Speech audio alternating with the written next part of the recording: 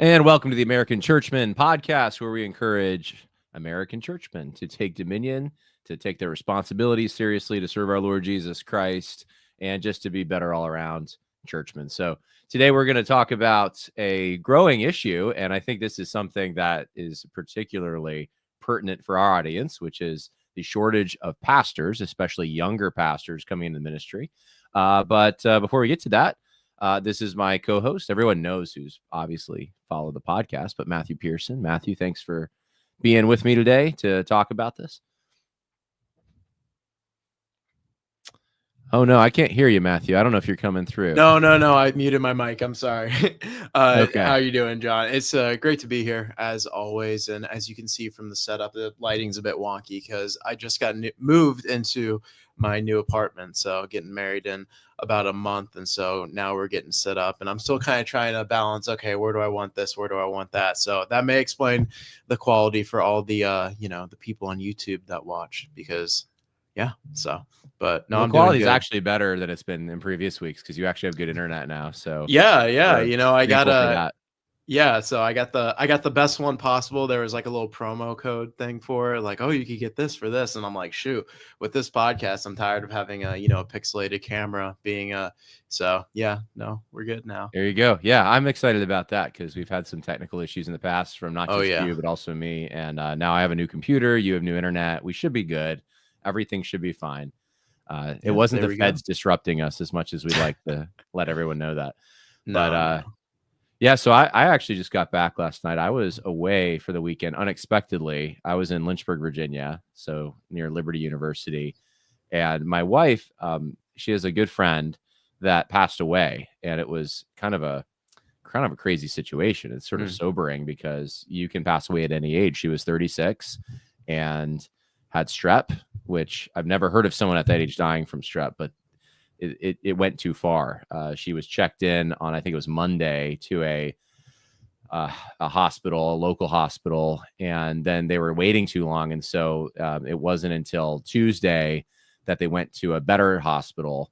And by Wednesday, though, she was gone. Her organs were already shutting down. It's kind of a crazy, it is like, and there's pictures on her Instagram of her hiking the previous week, healthy, all the rest. But just a reminder, God can take us anytime. And so I'm kind of coming off all of that, but glad to be back. And we're going to talk a little bit about just the direction of the church in America. And I think this is super important, especially for young Gen Z Zoomer males who want to see the church continue, because you basically are going to have to decide whether it's going to continue. Millennials and Gen Z males are going to have to decide whether they want to actually put the work in and pursue actually what Matthew's pursuing now. And if that doesn't happen, then yes, there will be churches closing. There will be a shortage of pastors, basically. So we're going to give hope, though. I mean, there's some solutions perhaps some of the members of the audience haven't thought about, which we'll hopefully present to you. But maybe the best place to start here, Matthew, is you are a seminarian right now. And I know from just talking to you, I've never asked you numbers and I don't plan to, but you're taking jobs all the time. Like if you can do an odd job, you take the odd job. You'll take multiple jobs. Anything you can get, you do so that you can pay your tuition. And now you're obviously going to get married later this year. You're not quite done with seminary.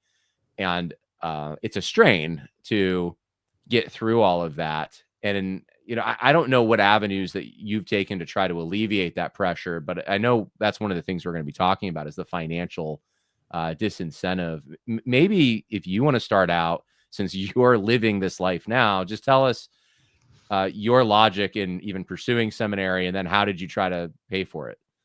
Yeah, well, the reason why I'm doing seminary is based off of I feel a call towards ministry.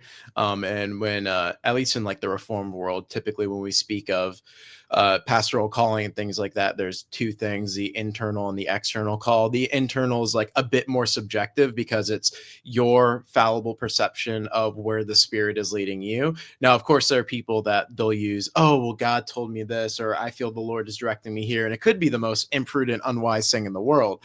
But that's like part of a calling to ministry, is feeling the Spirit dragging on you.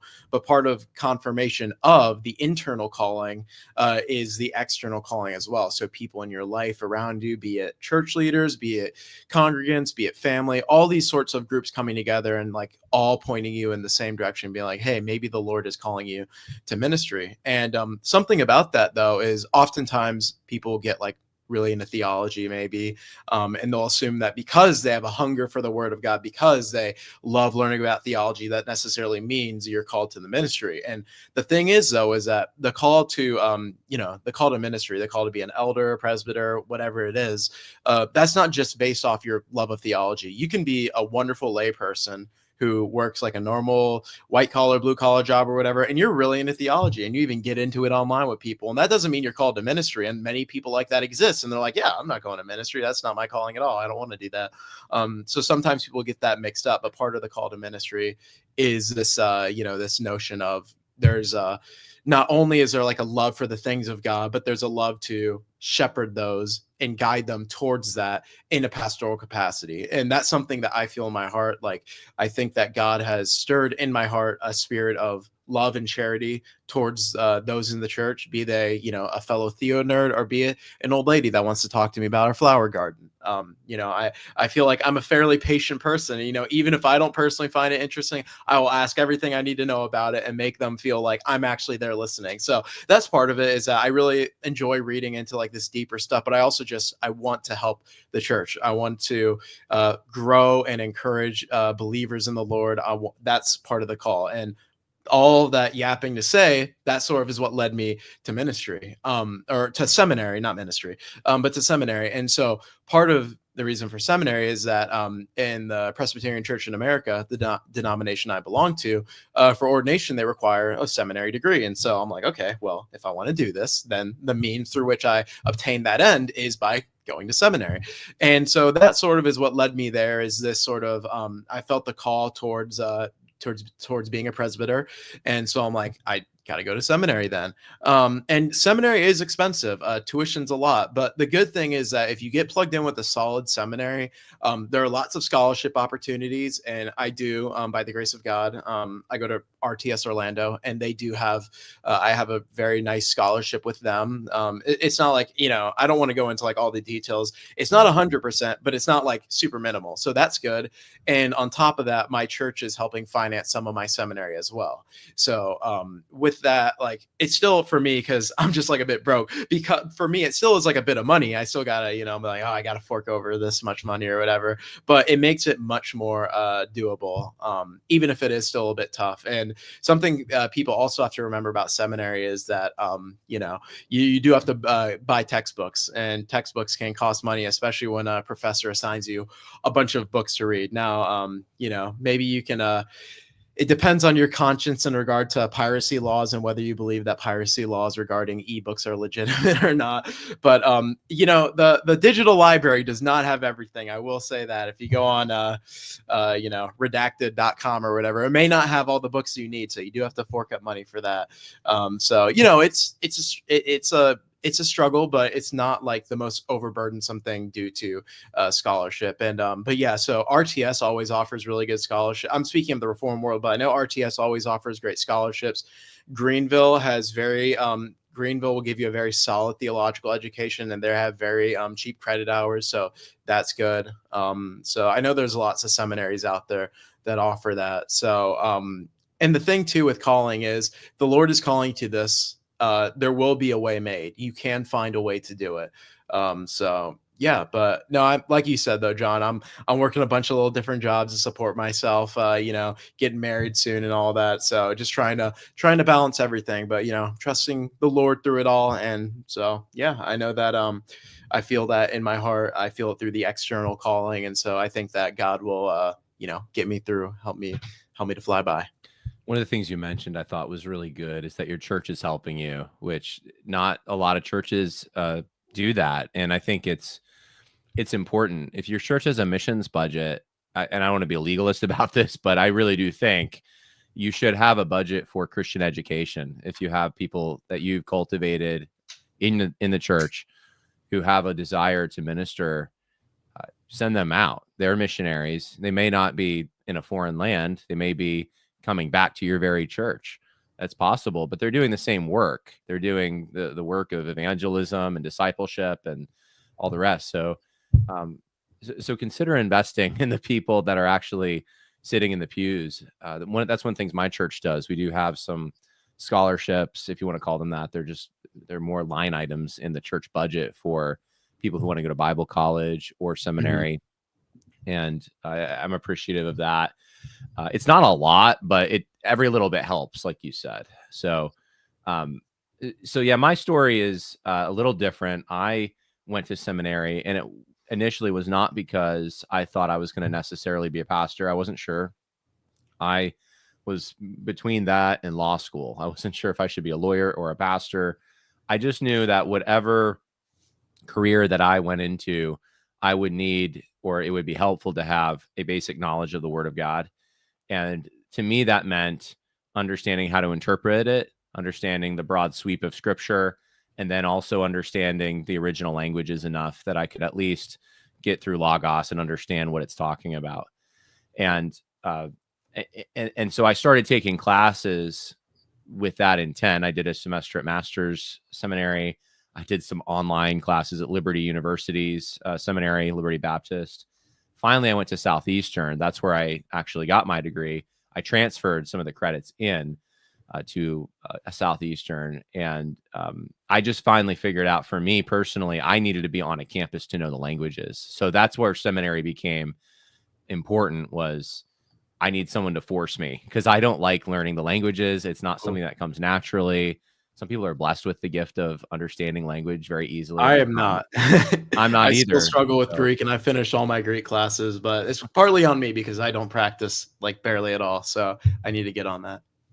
well, it's hard when you're working all these jobs too. You're not, if you're in the word all the time and you're constantly using it, you keep it up. But most pastors I know, they don't even, it gets rusty for them, but they can still at least use the tools. And that's, I Mhm. guess, more or less why I wanted to understand it. So anyway, um, all that to say, getting to that point was not a long-term goal for me.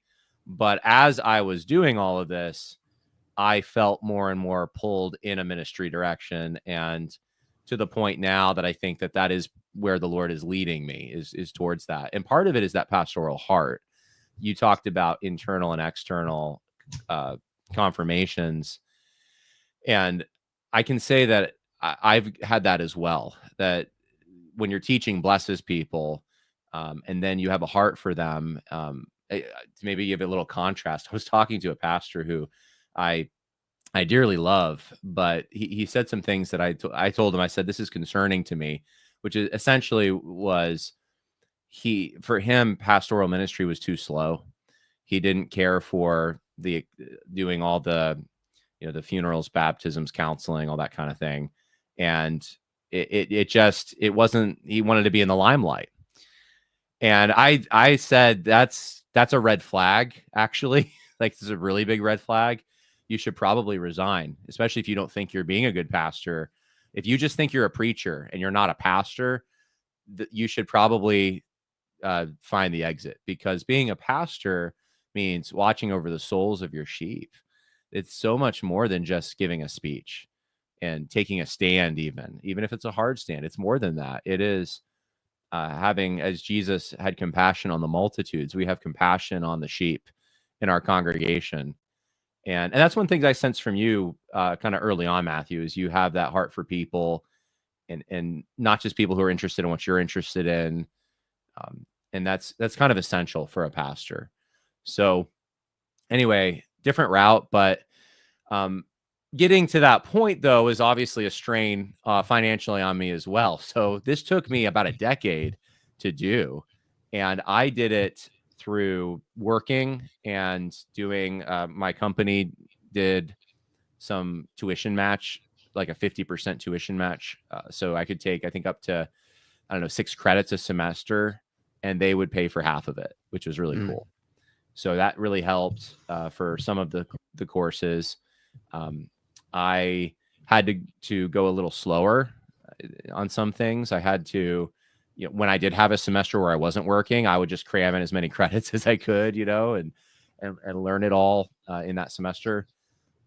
And then, of course, before that, my undergrad, that you have to get through undergrad before you can even get to seminary. So I had to strategize that as well financially, which we'll talk about. But my hope is that as we go through this article, what we'll do is we'll give people some ideas of how they can make it through if they have that heart, because sometimes that's what's stopping them is the finances.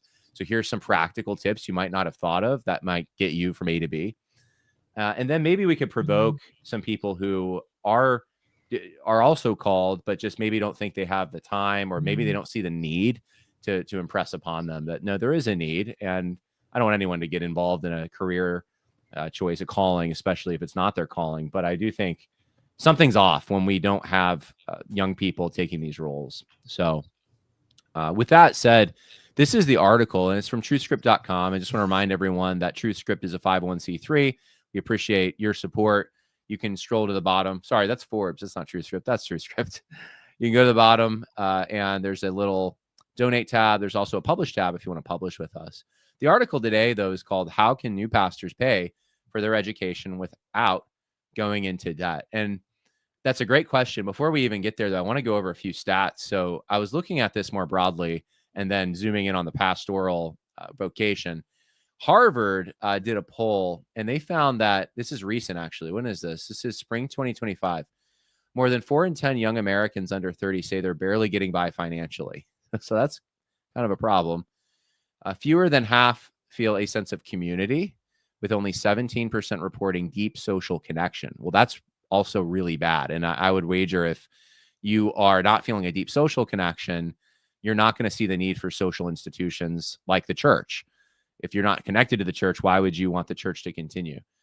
Just 15% believe the country is heading in the right direction. Okay, that's irrelevant. Let's see. Traditional life goals are shifting, with only 48% of young Americans saying having children is important. And to me, that says that's bigger than just children. That means people aren't thinking long term. They're not thinking generationally.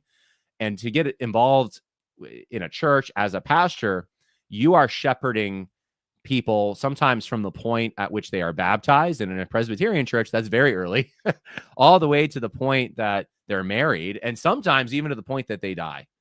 I mean, if they die early, you are there for the full span of life. You are dedicating yourself to a community, as well as it's not just theology, it's people, it's an organization. And if you're not invested, if you feel disconnected, then you're not going to see the need for that kind of thing. COVID created social isolation, rates of depression, etc. So that's an interesting poll. That's not about pastoral stuff. Also, women are outpacing men in college enrollment. This is from 2024, a story. Women comprise 58% of all college students in 2020. So some of our data is a little older here. I'm sure that's getting probably worse. But that's kind of an issue that you have now. Women are the ones pursuing higher education. And if you're going to be a pastor, and if you're going to go to seminary, we'll say, then you would need an undergrad degree first. And if women are the ones filling these roles and not men, that means men are going to blue collar roles more, or roles, I should say, not just even blue collar, but roles that just don't require a degree. So this brings us to some polls that are quoted in the piece we're about to read. This is from the Church Revitalization podcast. They quote a bunch of things. It was linked, but let's see. Financial disincentives. They say that the average cost for a bachelor's degree for state resident adds up to over $115,000 over 4 years. Wow. And adding the cost of an MDiv which could approximate $35,000 to $86,000 over 3 years, depending on living expenses, is a big burden. What else do they say? Let's see.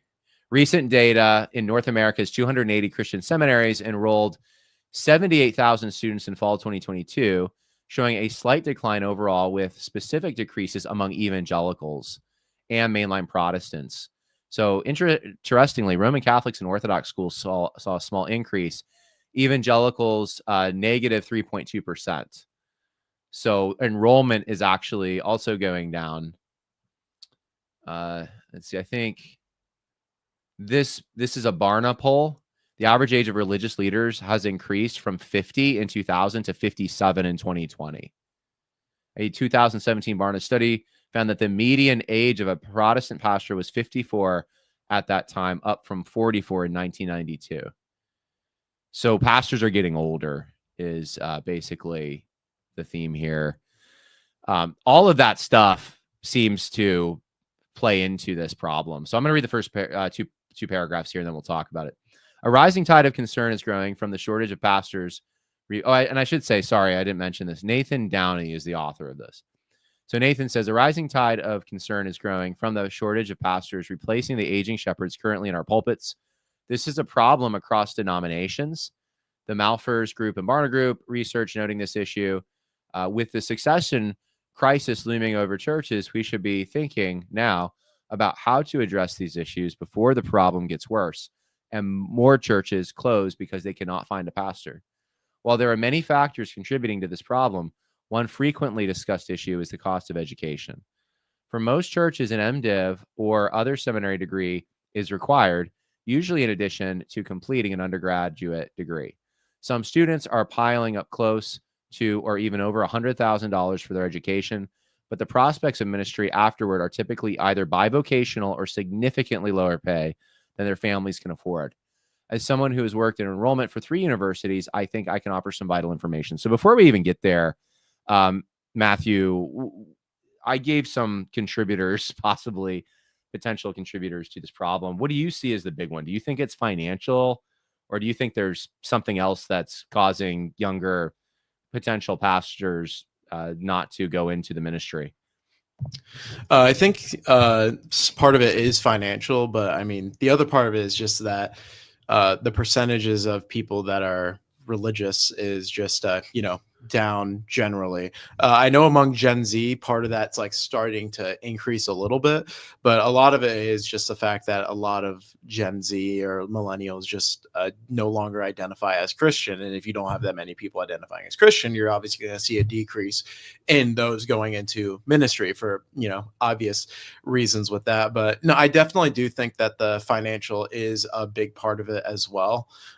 Which is why scouting out for scholarships is so important, and trying to find different revenues to allow people to make your journey a bit easier, which is why a big thing for going into seminary is just part of it's just, being connected to your local church well enough for them to be willing to say, hey, you want to go into ministry? Let's help fund you a little bit, versus also just networking in general. So, part of it is just making friends in various places. And if you're able and willing to do that, that will help a bit. But for some people, they just they may not have all the connections. They may have only been involved in their church for a set amount of time. And whereas they think that, they want to do this, they don't have the means to do so. But it's not to say that seminaries shouldn't be the price that they are, though. Maybe they should be, but you do have to fund the people that are doing it. You do have to make sure that the people who are teaching you have a livelihood and an ability to live as well. So there's varying factors going into it, but it's hard to say if it's one thing in particular, because a big thing that I know is what I just clarified, is that with the proper channels, with the proper networking, with a good connection with your local church, you will have means to make it work. So that's what I'd say about that. And part of the reason my church was willing to do that is that when I was looking into going to seminary, up to that point, I had been a member of the church for 4 years. I had, put myself out there. I helped set up for the Lord's Supper. I was in the choir. I taught some Sunday schools for the kids and some for adults and things like that. And so by reaching out and being hey, I want to help the church in this way and this way or this way, churches will see that you're willing to do that.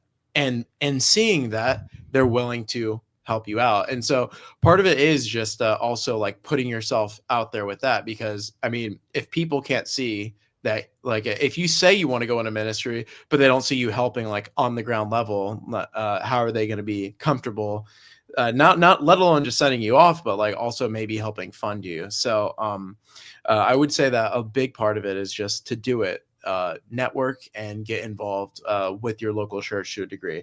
Now I understand too that in a church environment, be it like a mega church or maybe be it a church which is not technically a mega church but still has a lot of people. So for example, the church that I attend right now has about like 600 people. It may be a bit more difficult because there's so many people. I was blessed to have like a smaller congregation of about 120 people, and so I was able to actually be able to, you know, get involved in these different things. But I mean, that's what I'd say is just, you know, like put yourself out there, because the challenges are difficult financially, but there are many routes that you can take to alleviate the financial burden. So Yeah, we're going to talk about some of those in the article. I think it's actually really interesting because there were things that I didn't even know about, and I thought that I took all the advantage of all the I don't want to call them shortcuts, but the financial incentives that financial help that existed. But so Nathan gets into reducing the cost of undergraduate programs, and he talks about how he uses two universities as examples. Liberty is the first one because Liberty has a lot of online stuff. You can go and get an MDiv or even if you want to get an MDiv somewhere else, you can at least get your undergraduate there if you want to. And he does the calculation, and 120 semester credits at $390 a credit is $46,860. That's just the credits, right? So if you're living on campus, if you're doing the rest, it's incredible debt that you're taking in if you just pay that. That's a lot of money. So the thing is, though, and this is what a lot of people don't know, schools will accept usually a certain degree of transfers. For Liberty, and I did not know this, they allow for 75% of credits to be transferred in. So that, I don't know if that's new. I thought it was 50%, but it's 75, which means that you can go to other schools and up to 75% of the credits can be transferred. That means you can go to community college and you can test out of courses. And that's what Nathan talks about. He says that there's a website, study.com. And if you go to it, it has right here, there's the Liberty University online insignia. You can start saving on credits. You can choose let's go to courses. You can choose courses. So here's history, and you can choose, let's say, history of Western art. It's a 3-credit course. You can actually do it through study.com, and it's legitimate. Like if you pass the tests and everything, you will have there's a matriculation agreement where Liberty says they'll honor it. And I was going to say, because I never heard of study.com, but when I was doing this, and they still are around, you can do CLEP tests, they're called. You can also do DSST tests. Those are usually higher level undergrad credits. Like a CLEP test would be like English 101. But I tested out a lot of classes just doing that. Like English 101 and 102, 6 credits. I paid at the time, it was like $90 It's probably more now. But I sat in a proctored exam for about 3 hours, and that was it. I had the credits. I didn't have to take the class because I already knew it. If you study for those tests and you're self-motivated, then that can save you a whole lot of money. And you don't have to go through all the things everyone else has to go through. So I think that's a really good idea that a lot of people don't take advantage of. There's also institutional challenge exams. I never heard of this either. So Liberty has it on their website. ICE, not the ICE we're all talking about. It's a different ICE. Institutional challenge examinations. You can, for a fee of $130, register to test out of business, history, psychology, sociology exams. So I know this is super practical, but I think this will be super helpful for people who think this is out of reach. You can actually get through undergrad fairly easily. I did it for probably, I don't know, $10,000 with all the credits and everything. That's that, and that was now, I don't even want to say how long ago, but today, what, $16,000. You can actually get through this stuff if you want in a cost efficient manner if you're planning on going on to higher education. Because if you already know you want to be in seminary, then the undergrad is just you basically just have to get that out of the way so you can get to that next level. At least that's how I looked at it. He does the similar math for Purdue. Oh, I should just mention this. So he does the math. He goes, if you transfer in as much as you can, your degree now costs $13,550. Purdue University, he does the same thing. They have a similar arrangement, and the degree will cost you $4,125.80 if you go the route he's suggesting. I did this through Thomas Edison College, and I didn't do the same thing. I went to community college, and I transferred a bunch of credits from other institutions, but I tested out of a bunch of stuff, and it really did help me kind of get a leg up, so that when I was deciding between seminary and law school, they're looking at my GMAT, or actually that would be my LSAT, and then my GMAT. I can't remember if I had to do that for seminary or not. And they're also looking at my GPA, which is determined based upon the classes I've taken, not the ones I've tested out of. So technically, my GPA in undergrad was 4.0 because I only took a few classes from the institution that actually gave me my history degree. Everything else was transferred in from other places, and so those are some helpful things there. He goes on and talks about seminary costs. And he says, if you're a resident of Virginia, North Carolina, South Carolina, Georgia, Kentucky, Tennessee, or West Virginia, so Matthew and I are out of this, and you're a Baptist, Matthew's definitely out of this, you can go to seminary for free.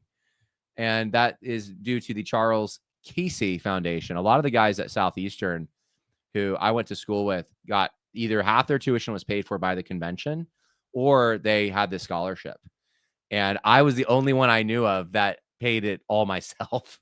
I did. I paid every credit in seminary. I did pay for myself, working my way through it. But you might not have to do that. And there's scholarships you can get too. I know in undergrad, I took some scholarships. So that's basically the practical advice that Nathan gives. I think that's the summation of it. You can get through this cheaply if you just think about it in a strategic way. And those are just a few ways that I would suggest looking at it. I'm not convinced that's the only thing preventing people from going this route. I do think it is a big one, though. People just don't have the money. But I know that there's also, like, some churches are also going this direction of trying to raise up in-house pastors. And I look at that as the substitute for the Bible Institute model, because in a lot of non-denominational and Baptist churches, I don't think Presbyterian churches as much, but in non-denominational settings, for a long time, Bible institutes were part of the feeders into pastoral ministry. You would go for like maybe a year, maybe 2 years. One of the big ones in my state is called Word of Life. There's one in Florida as well. I don't know if you've been there, Matthew, but Word of Life Florida is also no. But you go for a year or two. You do some Bible courses. It's basic. They'll maybe you'll do hermeneutics. You'll do some basic theology, and then they'll send you out.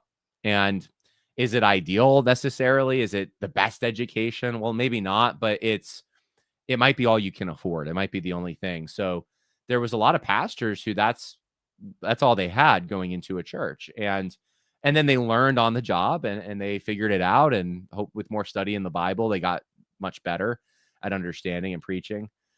But the Bible schools have been shutting down now for 20 years, just going out of business. The conglomerates like Liberty University are kind of swallowing them up and gaining the business they used to have.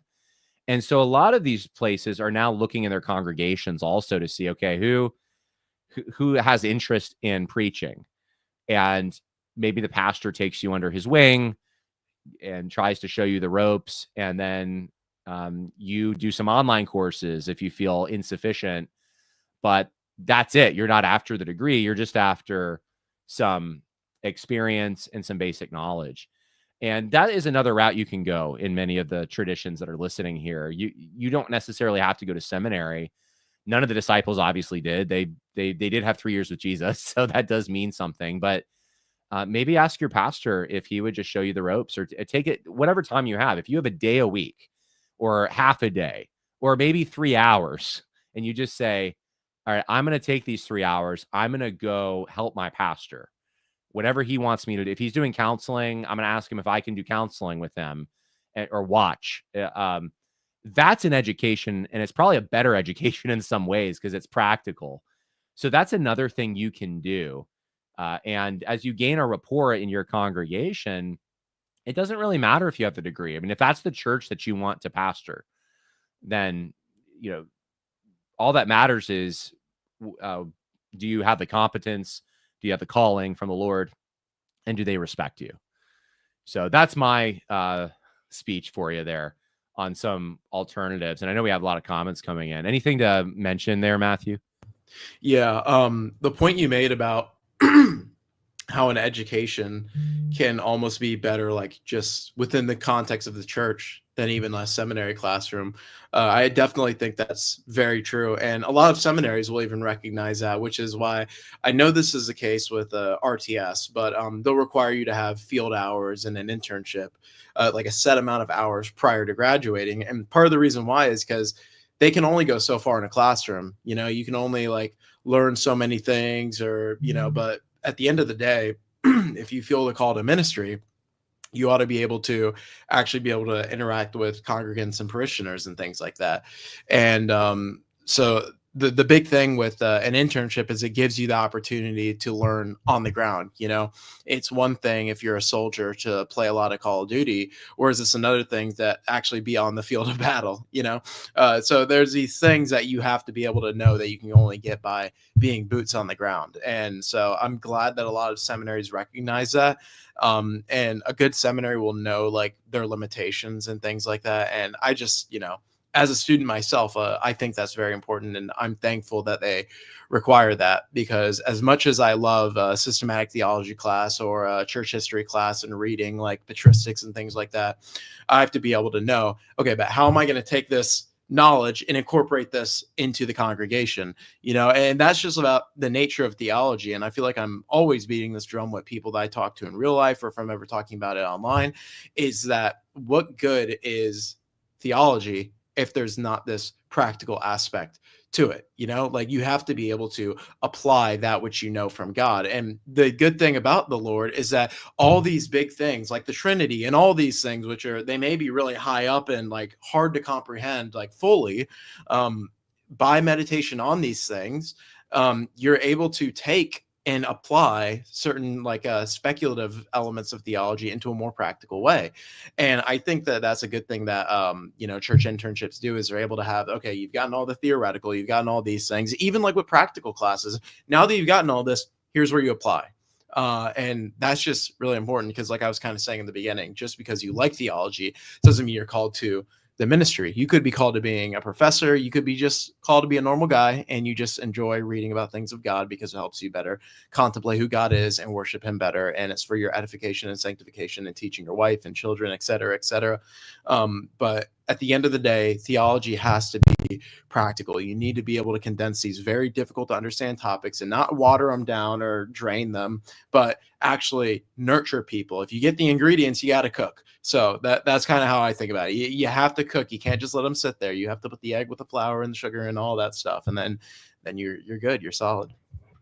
I do think being a pastor means being a man. You have to be masculine to be in that role, because you're dealing with wolves and you're guarding the souls of sheep. And I think that going through the process of whether it's seminary or an internship or some kind of hard process should be there. It shouldn't be too easy.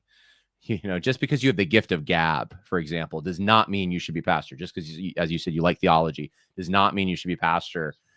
There's a number of things that have to really be present and obvious.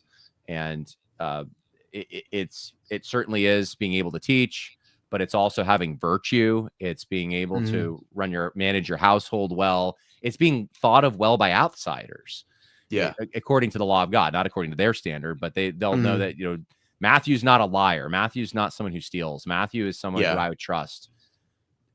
those things all have to be there. You have to put in hard work, just like, Paul poured himself out like a drink offering. I mean, my dad was a pastor, so he still is. I got to watch that growing up. It is not for the faint of heart. And I think it's easy to look at that job and to say, you know what, it's too hard. And what you end up doing is, if you're a virtuous person, but that's the one thing that holds you back. You want to have a family. This is the finances, the time. It's just all too much. I can't go this route because I just want to basically go throw the football in my yard, be a grill American, What happens inevitably is you get grifter types. You get people who use the church for their own agenda, who end up ascending the ranks. They'll say, I'll take it. And they may not have the virtue necessary to be in those places, or the fortitude, or the temperament, and they end up in those spots. And it's because they want to be seen, and they want to control others, or they want to build an empire, whatever it is. And I see a lot of that. Honestly, I mean, I think that's why I got into the podcasting in 2019 to some extent, is I just saw so much of that in Christian institutions. I do think the virtuous people are there, and there's nothing wrong with being I was going to say a lumberjack. I mean, how many people are lumberjacks? A carpenter. Hey, it's okay to be a lumberjack. I'm a lumberjack. I'm okay. But you could be any kind of blue collar worker, an engineer if you want. There's nothing wrong with any of that. But there does need to be, I think, more people taking an interest in the continuation of churches, the pastoral role. There's a lot of benefits to it, spiritual benefits. You really do get paid to study the Word of God. I mean, that's kind of an amazing thing when you think about it. You're not carving out time outside of work. This is part of your job. You're on the front lines of the spiritual war. You get to be where God is working. You're at the scene right there. So anyway, I think it's a good thing to desire to be in ministry. We got a bunch of people. Jesus was a carpenter, says Sheila. Good point. So true. He is. That's we should all just be carpenters first, maybe. So become a carpenter and then become a pastor. See, I was a furniture repairman, which is kind of close. So I like to think of myself as following in those footsteps, or trying to. That wasn't intentional though. So Michael says, pastor here, actively training new elders. Some young men seem extremely wary of taking on ministerial responsibility. They date, but don't marry the calling. If you get my analogy, what is your take? I'm going to be honest. I see this all over the place myself. I don't know exactly. There's a problem there. And I don't know. What do you think, Matthew? You have any I'm curious what you mean by that. I mean, I understand the conception of like dating but not marrying, but just in my personal experience, I haven't run across a bunch of people that are like, oh, I'm dabbling and maybe going to ministry. It's either they're in or they're not. So I mean, I'd be curious to see practical examples of that. Not at all doubting. I'm just like that does like that interests me. I've never really like kind of seen that. So I've seen it. I'm just going to be candid. I mean, this is kind of an issue at my own church right now to some extent. There's a bunch of guys who, and I'm not saying there aren't legitimate reasons. I think they all have legitimate reasons, but it's just weird to me that it's as broad as it is. They'll preach even, say there's an opening for Sunday morning service. Who wants to preach? Hands go up. I'll do it. Right. But when it comes to the position and the role of being an elder, it's been very sparse for a long time. People just don't want to do it. And I don't, and we are in a unique spot in that a lot of people do move down south from New York. I mean, you got a lot of young families who end up being potential candidates for that, and then they go. But I don't know. I still think it's kind of odd. Like we'll dabble, in other words, we'll preach, we'll do some of the things elders do, but and we want to be involved in theological discussions, right? We want to have authority in the church to some extent. We want to be able to make decisions, but I don't know, that position, that's pretty scary, or I don't know what it is. That's not a position that I want to take. And I don't know. I've heard other people say this similar things. I don't know how widespread that is, but Yeah, it might be a little different in the world that I'm in because like for me, like the only people I know of that would be preaching are those who are, with the approval of their session because they're like a they're a prospective seminary student or they are a student or they've recently entered under care of the Presbyterian or licensed and all that. So like for us, like those are like the only kind of people that in the Presbyterian world like are preaching. So maybe because of that, I haven't seen it much. I mean, like I've had a friend who like he kind of like dabbles about like, or he used to dabble about whether he's going to ministry or not. But at the same time, he's also having like denominational struggles and hopping back and forth between denominations. And he's Eastern Orthodox now. So he's kind of jumped all. No, he's jumped all over the place. I won't name him because I don't want to be rude. But yeah. So I mean, that's like the most I've seen. But yeah. So yeah. But I think I see where you're coming from, though. I think that makes sense. Presbyterians have a much higher standard when it comes to who goes into the pulpit than a lot of evangelical traditions, which are not that you aren't evangelical, but more low church traditions that I'm a proud evangelical. That's right. I know. Of the Westminsterian variety, of course. Was it still own the title evangelical? Yeah, not like Russell Moore, who's second guessing it all.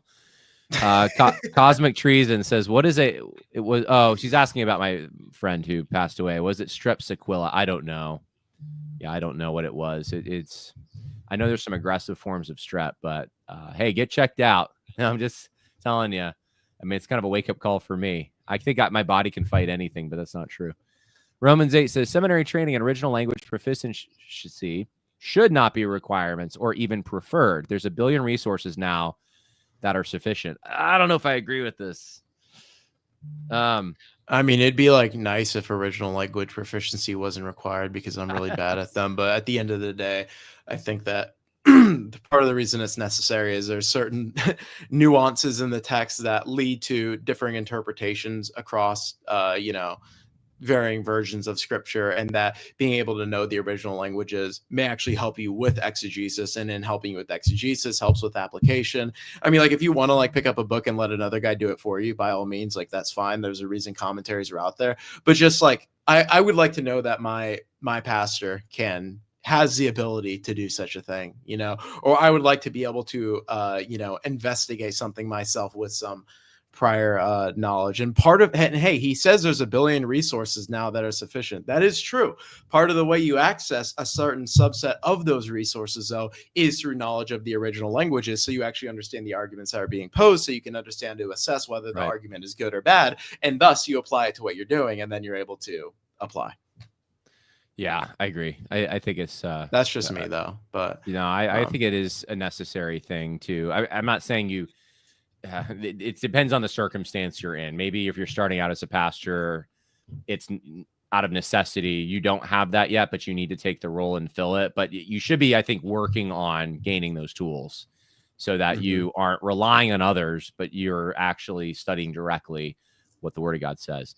Dr. Bob says, "Good evening." It's good to see Dr. Bob in the chat. Good evening, Dr. Bob. Been a while, Dr. Bob. Dr. Bob, you need to go take care of this Jay Dyer guy. I don't know who Jay Dyer is. I've never watched any Jay Dyer. I didn't know him from Adam, and I keep getting tagged by Stephen Babin, who's a big supporter, but he really wants me to talk to Jay Dyer. And I'm like, man, I guess he's an Eastern Orthodox guy who debates people. And my first thought was Dr. Bob is the Eastern Orthodox guy. Dr. Bob needs to go take care of this. So I think he's tagged you too, Matthew. He's wanted you to go. Yeah, he has. He actually has me blocked on Twitter, though. Is you blocked? Oh, Jay Dyer does? Yeah, Jay Dyer has me blocked. Oh, no. So there's a history between you and this guy.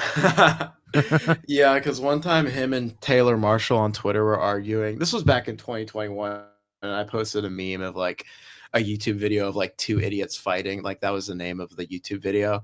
And then Jay Dyer started DMing me, "Come debate me, bro. Come debate me." And I just was messing with him in DMs. And then he called me some not very nice or appropriate words, and then he blocked me. Very Christian. Very Christian. Yes. All right. Those I have to say, I mean, I don't know anything about this guy other than he poses these challenges, but I am so not likely to interact with someone when that's the attitude on the front end, because I don't know what it is. I laugh at it. I don't take it seriously. I don't know. It just seems like pathetic, and maybe he's not that way, but it's like, come debate me, bro. Come at me. Go give it your best. I like I don't know. I like intelligent discussions, but not the blood sport stuff. All right. Now we're gonna have all his fans, if all two of them in our chat. Yurter says, my pastor doesn't have a seminary degree and is the best pastor I've ever had. It's sad considering I've been to so many churches with better qualifications. Hey, look, I've seen some incredible pastors preach who are not seminary trained, and they're just amazing. It happens. You don't necessarily need seminary. It's a tool, but it's a good tool, and we want to keep it a good tool.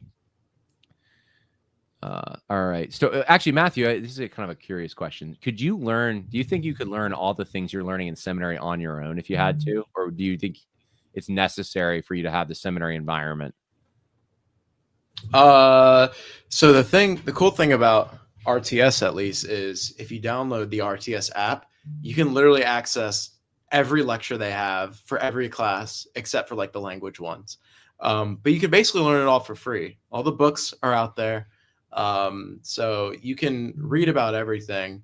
The thing with seminary is that there's like even if a school is unaccredited, like formally, there is sort of like an accreditation like process where you are on paper demonstrating that you are proficiently trained in this area, in that you've written things that have been passed and all that, and et cetera, et cetera. So the thing with seminary is, more than anything, sure, yes, it is giving you an education, and sure, you can concede that you can get this education outside of seminary because books are out there. Amazon sells these books. You can even go on a pirating website and get them yourself for free if you really want to. You know, these are all out there. Seminary serves as a way of giving accreditation to say, hey, this guy actually on paper, and you can track it. You can look at the degree. He went through these things. But no, I mean, I think a lot of the stuff can be learned outside of seminary. I think most of it can even be learned within the church. But I mean, I understand the purpose of seminary and why you ought to go there. And the fact that many professors probably have like a certain degree of wisdom that you glean from in-person conversation and sitting in their classroom and through them grading your papers that you may not get just from reading a book on your own. So that's what I would say is like in print, like in theory, sure. But like in practice, like, you know, seminary may be like the wiser option to go with. Stormy Squad says, if you're going to go do bi-vocational 30 hours a week just to scrape up insurance for the family while accepting support from the church to pastor, it's brutal. But it seems to be the direction we're going. I know a lot of people in that predicament. The church can't afford a pastor, so the pastor takes a job, secular job, and then tries to pastor on top of it. Very difficult. In the Northeast, that's basically what's a lot of churches are becoming. They just don't have the numbers, but there's still a body of believers there. So Barry Moss says, question, any idea how many pastors have graduated from seminary? No clue. I don't know. And it would depend on the denomination. You know, if you're looking at the PCA or the OPC, the kinds of denominations Matthew would be a candidate for, I'm sure that those numbers are near 100%. I think they require it. If you're looking at the Southern Baptists, let's say, or low church evangelical types, it's going to range. There's some more prestigious churches would require it. In fact, I was just talking to my aunt last year, and she wanted me to look at the church she goes to, First Baptist Church of, I think it's Hattiesburg, Mississippi, and they require a PhD or a D-Min, a doctorate. You know, it's some of these, and it's Southern Baptist, but some of these Southern Baptist churches that are kind of like old stock, kind of elite, require that, and then your more country churches certainly don't. In my church, we have a lot of people willing and eager to serve, but that's not the case for many churches. Even Gen X are complete bench warmers and don't care about the ministry. All right, shots fired. Cosmic Treason says, John, money is just one aspect of economic insecurity. There's no assurance. I totally get that. Insurance? I don't know what he's trying to say. I'm sorry, Cosmic. Chris Bolt. Hey, Chris, is reposting the stream. Thank you. Steve Riedling says, get a career and family first, then go to seminary.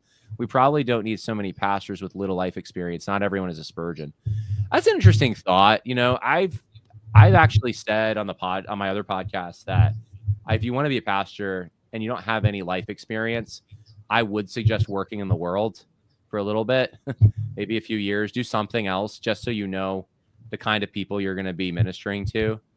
I mean, if you get married, you get married. If you don't, you don't. But I think it is good to have that experience. So, I mean, I worked in I had like jobs before, like while I was in college, and then once I graduated college, I worked in construction for a year, and then I got to seminary, and then a few months later, I met my fiance. Obviously, it wasn't my fiance right when I met her, but then I met her, and some months later, got engaged. So the career is not there by any stretch, but I did do the work. I did do a little bit of work before, and in construction, you meet if anyone works in any of the trades or in construction, you meet a lot of very, let's just say, colorful characters.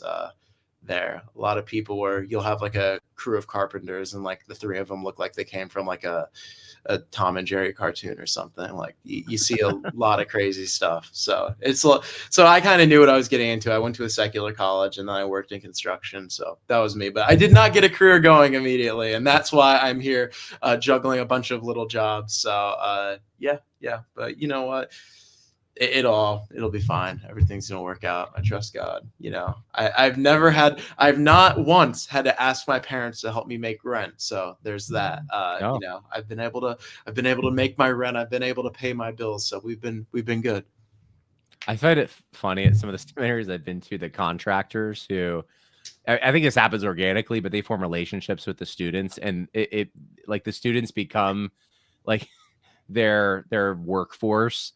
So it's a rotating door because students obviously leave, but like cutting down trees, for example, I know like at Masters, there was this guy he employed his whole team. I think his tree team was all seminary students.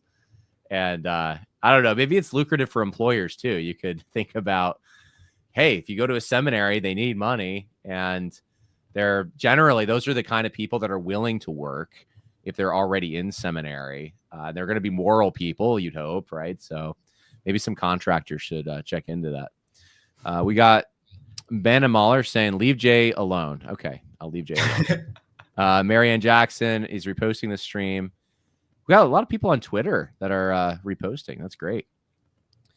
Okay, one of our mics is now picking up vibrations through the table or chair. So we're ending the podcast now. It's too late, Cosmic. You told us last minute here. So it was probably me fidgeting, moving the mic on the table. I apologize. I'm a bit of a spurg. Yeah, that's why you're in seminary. That's true. Real. All right. Well, that's the podcast, guys. I hope that was helpful. And if you have a friend who's considering going into the ministry and is having trouble paying for it, send them the article. Maybe send them this podcast, because I know I mentioned a few things the article didn't, but there's ways that you can try to alleviate that. And I want to see all the churches that need pastors. I want to see those churches filled with pastors. And it is an issue going forward. I don't know what it's going to look like for the future, but the Lord obviously is going to keep his church going. And it might not look like the way that we want it to look, but he's in charge of that department. So I'll leave that to him to build that. Anyway, guys, God bless. Thanks for hanging out with us, and we'll see you next week. Yeah. Take care, y'all.